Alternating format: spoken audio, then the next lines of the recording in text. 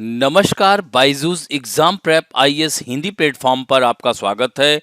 दोस्तों, आज हम लोग 23 जनवरी 2023 के दैनिक क्विज की चर्चा करेंगे, जो कि आपके आगामी संघ लोक सेवा आयोग की प्रारंभिक परीक्षा के दृष्टिकोण से लाभदायक सिद्ध हो सकता है। अब बढ़ते हैं दोस्तों आज के पहले प्रश्न की ओर। निम्नलिखित युग्मों पर विचार कीजिए। दोस्तों, इस तरह के प्रश्न आप लोगों के संघ लोक सेवा आयोग की प्रारंभिक परीक्षा में अक्सर आ जाया करते हैं। तो यहाँ पर दिया हुआ है, एक तरफ युद्धक टैंक और दूसरी तरफ देश दिया हुआ है, तो मिलान करने को आता है। तो challenger 2 tank Britain, Leclerc tank Russia, leopard 2 tank Germany, M1 Abrams tank USA. तो दोस्तों इन चारों में देखिए कि कौन कौन से सही मिलान है। तो दोस्तों यह जो चैलेंजर 2 टैंक है यह एकदम सही है, यह ब्रिटेन का है। दोस्तों 1990 के दशक के अंत में निर्मित चैलेंजर टैंक 2 20 साल से अधिक पुराना है। इसे FV4034 चैलेंजर 2 या ब्रिटिश रक्षा मंत्रालय के कोड के नेम CR2 के नाम से भी जाना जाता है। दूसरा है लेक्लर्क टैंक। तो लेक्लर्क टैंक को GIAT इंडस्ट्री ने डिजाइन किया है, जो कि एक तीसरी पीढ़ी का टैंक है। इसका इस्तेमाल फ्रांसीसी सेना के अलावा यूनाइटेड अरब अमीरात की सेना करती है, तो ऐसे में यह दूसरा सुमेलित नहीं है। तीसरा है लिपर्ड 2 टैंक जर्मनी। तो दोस्तों लिपर्ड 2 टैंक जर्मनी का है। यह कथन एकदम सत्य है। जैसा कि आप लोगों को पता है कि रूस यूक्रेन के बीच युद्ध अब दूसरे साल में प्रवेश करने वाला है।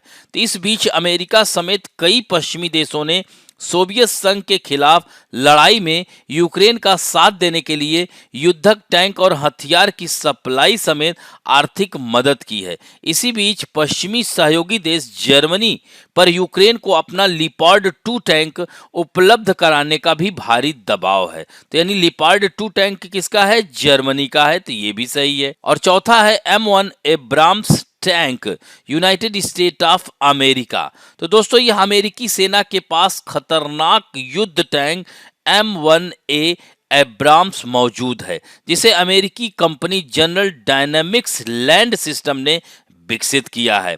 तो दोस्तों इस तरह से यह भी कथन सत्य है।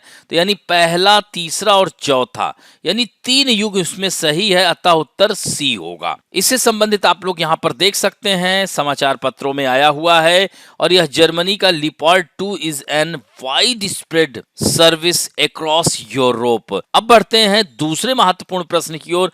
निम्नलिखित कथनों में से कौन सी फसलें रबी की फसलें हैं? दोस्तों जैसा कि आप लोग जानते हैं कि हमारे भारत में 3 प्रकार की फसलों का उत्पादन किया जाता है, जिसमें रबी, खरीफ और जायद। दोस्तों यहाँ पर आप लोग देख सकते हैं कि न्यूज़पेपर में आया हुआ है dry, cold, winter and rabi crop. तो यहाँ पर आप देख सकते हैं there are 3 major crops in India. अब यहाँ पर देख सकते हैं खरीफ। खरीफ की फसल क्या होती है कि यह जून में इसकी रोपाई की जाती है, और इसको जो है कल्टीवेशन इसका होता है सितंबर में।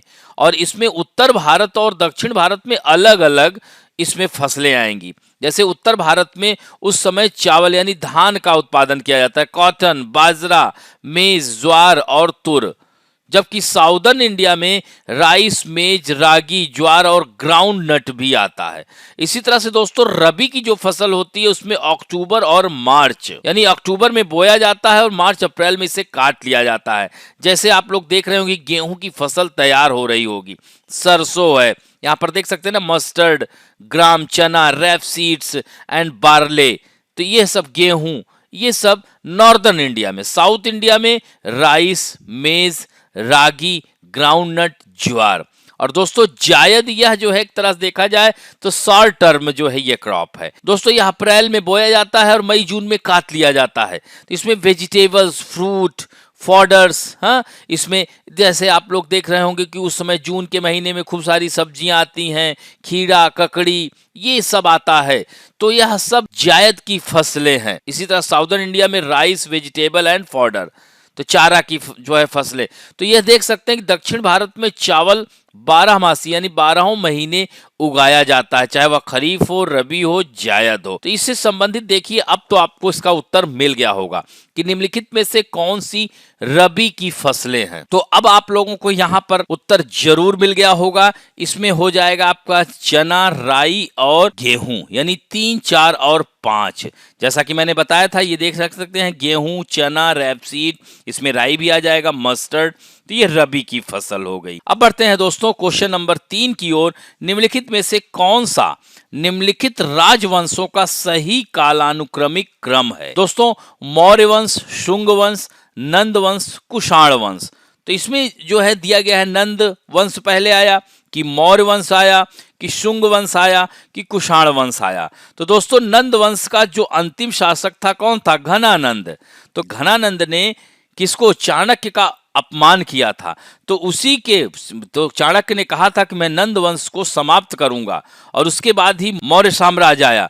तो इस तरह से देख सकते हैं कि नंद और मौर्य मिल रहा है, तो यहीं से आपका उत्तर मिल जाएगा। उत्तर इसका बी होगा, यानी नंद के बाद मौर्य साम्राज्य आता है। तो दोस्तों, यह देख सकते हैं कि आयरन एज में यहां पर आप देखिए कि नंद एम्पायर के बारे में बताया जा रहा है, यानी महापद्मनंद और घनानंद। तो यहां पर आप देख सकते हैं इसके बाद ही मौर्यन अंपायर आता है, जिसमें चंद्रगुप्त मौर्य को तैयार करते हैं चाणक्य। देख रहे हैं आप लोग कि अशोका के बाद शुंग वंश आता है, फिर कण्व वंश आता है, फिर सातवाहन वंश आता है, और इस तरह से शक और Kushan.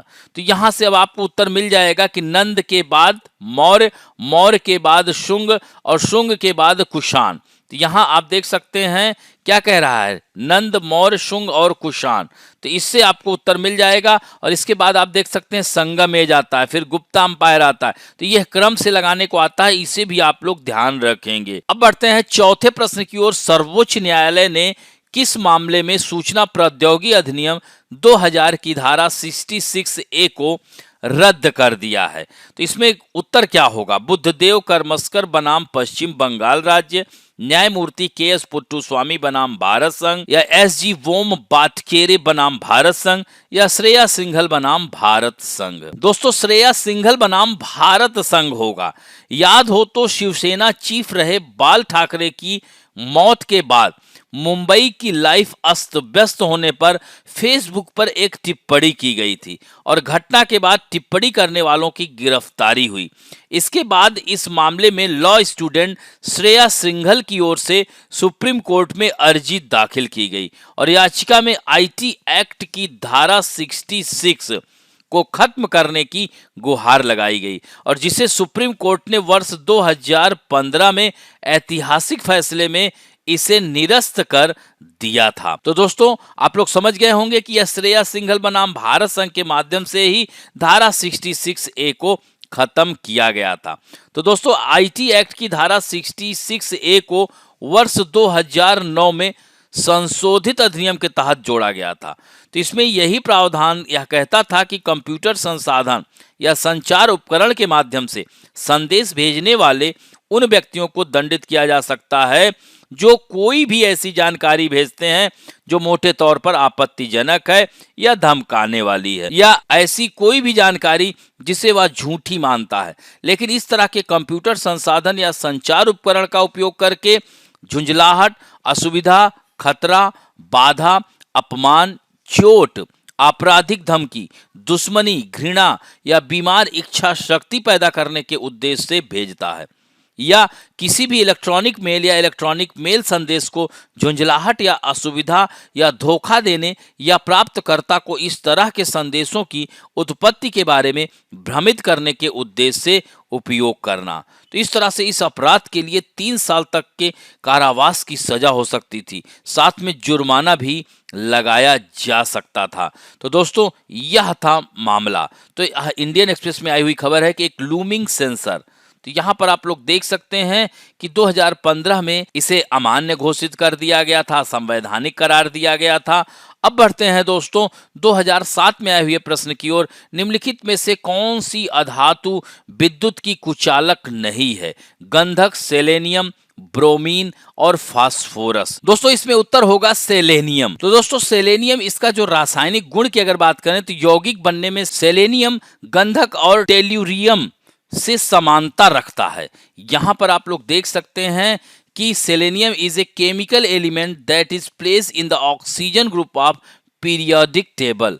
It is often found in combination with metal like mercury, copper, silver और lead। अब बढ़ते हैं दोस्तों, आज के फैक्ट ऑफ द डे में हम बात करेंगे चार्ज शीट के बारे में। तो यहाँ पर दिया गया है कि what is a charge sheet, how is it different from FIR। तो इसमें charge sheet, FIR and why supreme court said former is not a public document. तो दोस्तों यहाँ पर इस लेख में देख सकते हैं कि सुप्रीम कोर्ट ने कहा है कि चार्ज शीट सार्वजनिक नहीं किया जा सकता। न्यायमूर्ति MR शाह और न्यायमूर्ति CT रवि कुमार की पीठ ने पत्रकार सौरभ दास की एक जनहित याचिका खारिज करते हुए कहा है कि प्राथमिकी की तरह चार्ज शीट सार्वजनिक दस्तावेज नहीं है, इसे प्राथमिकी की तरह वेबसाइट पर डालना अनुचित होगा। पीठ ने यह भी कहा है कि चार्ज शीट को सार्वजनिक करने से आरोपी, पीड़ित और जांच एजेंसी के अधिकारों का उल्लंघन होगा। शीर्ष अदालत ने अपने एक फैसले में RTI कार्यकर्ता और खोजी पत्रकार दास की एक जनहित याचिका खारिज कर दी है।